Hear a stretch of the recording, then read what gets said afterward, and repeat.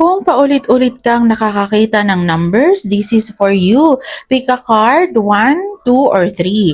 Take a deep breath, i-focus mo ang intention mo at pili ka ng 1, 2, or 3. Kung 1 ang pinili mo, malakas ang energy nito. Ang angel number 5555 ay sign ng clarity, great transformation at major changes. May opportunity na paparating na magtutulak sa iyo forward. Fast pace. Oo, parang magulo ang process ngayon pero bawat pagbabago ay may dahilan. Hindi ka sinisira ng pagbabago. Binubuo ka ulit para sa mas mataas na version mo.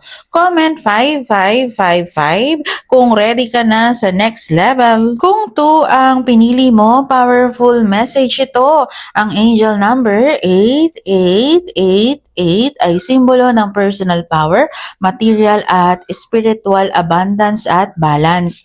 May energy ng resources, confidence at material gain.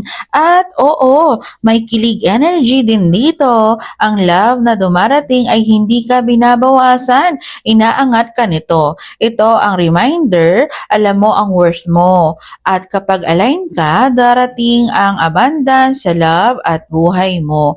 Comment 8888 kung ina-activate mo ang abundance energy. Kung 3 ang pinili mo, napakagandang sign ito. Ang angel number 1, 2, 3, 4 ay simbolo ng good luck, progress at guidance ng spirit guides.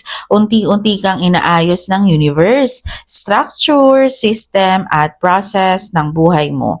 Kahit pakiramdam mo mabagal, may justice at order na binubuo para sa iyo.